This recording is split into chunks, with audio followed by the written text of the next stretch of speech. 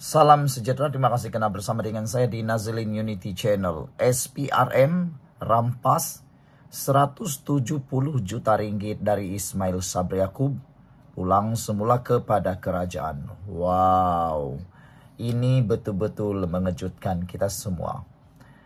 Kalau orang kata duit yang ada itu hanya igawan ataupun ciptaan semata-mata, itu semua kini semakin jelas bohong. Memang betul ada uang tunai 170 juta ringgit ya didakwa milik Ismail Sabri Yaakob, tapi disimpan oleh atau di rumah lain.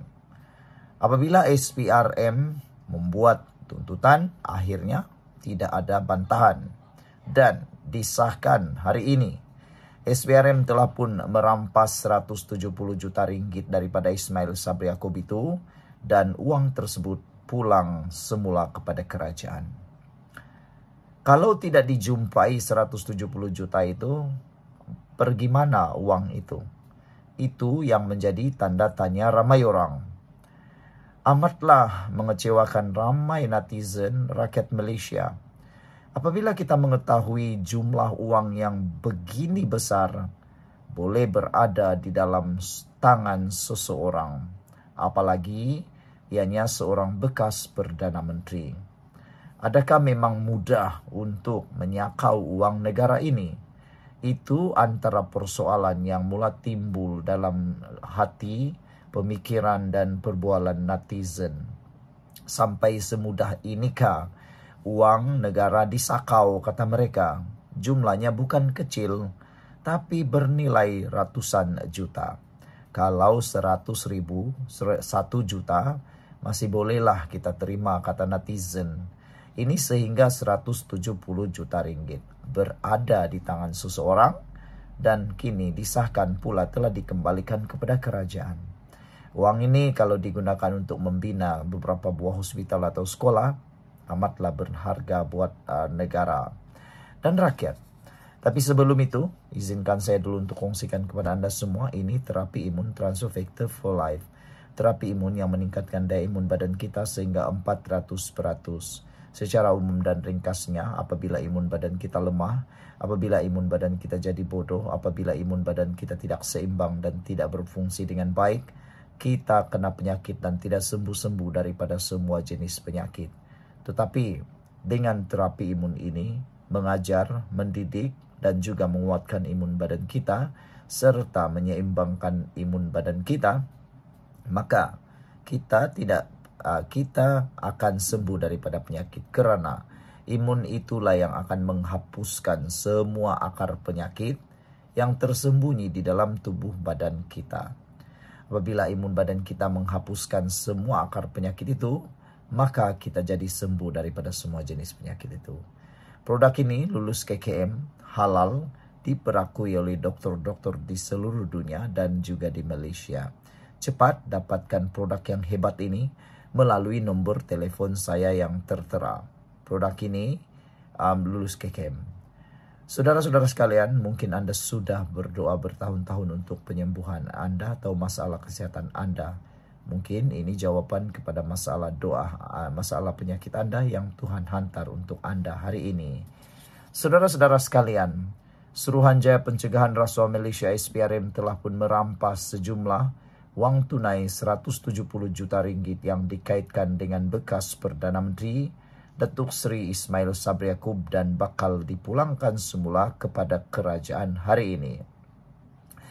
Ketua Pesuruhjaya SPRM Tan Sri Azam Baki berkata, perkara itu diputuskan selepas Ismail Sabri tidak mencabar permohonan pihak pendakwaan untuk melucut hak wang tunai berkenan. Saya ingin memaklumkan bahawa sebutan kes pada 8 September semalam di mana pihak responden tidak mencabar permohonan SPRM untuk pelucutan hak sejumlah wang berjumlah lebih kurang 170 juta ringgit, katanya. Dan ini bermakna secara rasmi wang ini adalah milik hak kerajaan. Menjadi hak milik kerajaan. Proses untuk memasukkan wang akan dimulakan hari ini dan mungkin akan dalam tempoh terdekat akan masuk ke dalam akaun kerajaan. Katanya dalam sidang media di Ibu Pejabat SPRM hari ini, beliau menambah pihak Timbalan Pendakwa Raya belum lagi membuat sebarang keputusan sama ada untuk menuduh mana-mana pihak dalam kes ini. Semalam Mahkamah Session diberitahu bahwa Ismail Sabri dan bekas setiausaha politiknya, Datuk Muhammad Anwar Muhammad Yunus, tidak berhasrat untuk mencabar permohonan pihak pendakwaan untuk melucut hak wang tunai lebih daripada RM169 juta yang disita SPRM. Sekian untuk kali ini. Jangan lupa tinggalkan komen Anda. Bye-bye. Salam sejahtera. Terima kasih kerana bersama dengan saya di Nazlin Unity Channel. Ini perkembangan terkini inquest terhadap Zara Khairina.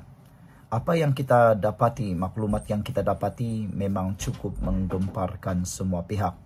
Bayangkan saja kita tercari-cari luahan hati ataupun bukti. Ada apakah yang terlintas di fikiran maupun di hati Zara Khairina sebelum beliau terlibat di dalam insiden yang amat mendukacitakan Malaysia ini. Hari ini kita digemparkan apabila Mahkamah diberitahu tentang catatan tulisan tangan Zara Khairina, dan apa yang kita dapati, ada catatan tulisan tangan Zara dan nota kesan darah antara eksibit dalam inquest. Pemeriksaan dokumen dari Jabatan Kimia Malaysia memberitahu kepada Mahkamah Coroner di Kota Kinabalu bahawa beliau tidak merujuk satu nota yang ditulis pada sekeping kertas oleh Allahyarham Zara Khairina Mahathir mengenai ibunya kepada pakar psikiatrik untuk penilaian. Yang berlaku, Nurul Atika Muhammad Noh, 44 tahun, yang bertugas di bahagian pemeriksaan dokumen Pusat Analisis Sains Forensik Jabatan Kimia Malaysia Petaling Jaya Selangor, menyatakan perkara itu ketika menjawab soalan daripada Peguam Datuk Ram Singh yang mewakili seorang remaja yang terlibat dalam kes buli si mati. Ram bertanya, merujuk kepada eksibit Y9 sekeping kertas, adakah anda telah membaca ayat berikut? Okey, aku harap sangat nanti di akhirat aku indah mahu jumpa kau. Jangan kau cari aku ndak mau lihat mukamu lagi. Pun aku kan terpaling salah di matamu. Baik kau indak, payah lahirkan aku, kau bunuh ja aku. Jawapan daripada soalan itu, Nurul Atika menjawab, iya. Ram bertanya lagi, apabila anda membaca ini, adakah terlintas dalam fikiran anda untuk memaklumkan kepada pegawai penyiasat supaya merujuk kenyataan ini kepada pakar lain seperti pakar psikiatrik? Nurul Atika menjawab, tidak. Nurul Atika turut menyatakan beliau perasan terdapat kesan kotoran pada sudut atas kanan helaian Y9 dan tidak pasti jenis kotoran terbabit. Sebelum kita teruskan ulasan kali ini, jangan lupa tinggalkan komen anda dengan tanda pagar kami sayang Zara. Tapi sebelum itu izinkan dulu saya berkongsikan kepada anda semua. Ini terapi imun Transfer Factor for Life, terapi imun yang meningkatkan daya imun badan kita sehingga 400%. Secara umum dan ringkasnya, apabila imun badan kita lemah, apabila imun badan kita bodoh, apabila imun badan kita tidak seimbang, kita kena penyakit dan sukar sembuh daripada sebarang jenis penyakit. Tetapi terapi imun ini mengajar, mendidik, menguatkan dan menyeimbangkan sistem imun badan kita. Apabila imun badan kita jadi kuat, bijaksana dan seimbang, imun badan itulah yang akan menghapuskan semua jenis penyakit yang ada dalam tubuh badan kita. Terapi imun ini halal, diperakui oleh dokter-dokter di seluruh dunia dan juga lulus KKM. Cepat dapatkan nombor produk ini melalui nombor telefon saya yang tertera. Dan produk ini adalah penemuan paling bersejarah dalam dunia kedokteran abad ini. Ini mungkin jawapan kepada doa anda selama ini. Saudara-saudara sekalian, selain daripada itu, Nurul Atika turut menyatakan beliau perasan terdapat kesan kotoran pada sudut atas kanan helaian Y9 dan tidak pasti jenis kotoran terbabit. Ram bertanya, sekarang lihat pada eksibit Y8, helaian kertas yang lain. Saya baca bahagian kandungan yang bertulis Bismillah. Saya Zara Khairina ingin memutuskan persahabatan dengan ... bertarik 5 Januari 2025. Adakah Anda telah menganalisisnya? Nurul Atika menjawab, ya. Apabila Anda melihat kesan darah, adakah Anda mencadangkan supaya ia dihantar kepada pakar kimia untuk dianalisis? Nurul Atika menjawab, ia dihantar ke bahagian forensik DNA terlebih dahulu sebelum dihantar kepada saya. Selain itu, Nurul Atika turut memberitahu mahkamah bahawa beliau telah memeriksa sebuah buku latihan milik si mati. Ram turut bertanyakan sama ada Nurul Atika telah menganalisis muka depan buku latihan berkenan yang mengandungi perkataan pergi mati tertulis di ruangan subjek. Ya, saya sudah menganalisisnya, jawab Nurul Atika. Terdahulu, Nurul Atika memaklumkan bahawa pihaknya menerima 21 beg mengandungi 4 buku nota, 2 buku teks dan 15 keping kertas yang semuanya dikenal pasti sebagai milik si mati. Ketika disoal timbalan pendakwa raya Dana Arabi Wazani, saksi berkata adalah mustahil untuk meniru tulisan tangan yang terdapat pada 2 buku nota, 15 helai kertas serta 2 buku teks milik pelajar itu. Beliau berkata ini kerana tulisan tangan dalam dokumen-dokumen itu adalah banyak melibatkan pelbagai topik dan ditulis dalam tempoh yang panjang. Hasil pemeriksaan mendapati terdapat persamaan dalam gaya penulisan, iaitu tulisan berbentuk bulat dengan pembentukan huruf yang jelas, jarak antara huruf yang seimbang serta kedudukan huruf pada garisan atau halaman, kata Nurul Atika.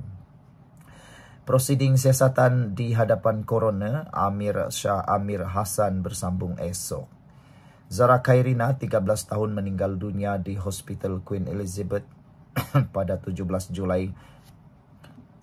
Pelajar tingkatan 1 itu dimasukkan ke hospital berkenan sehari setelah ditemukan tidak sedarkan diri di dalam longkang berhampiran asrama di sekolahnya di Papar pada 4 pagi.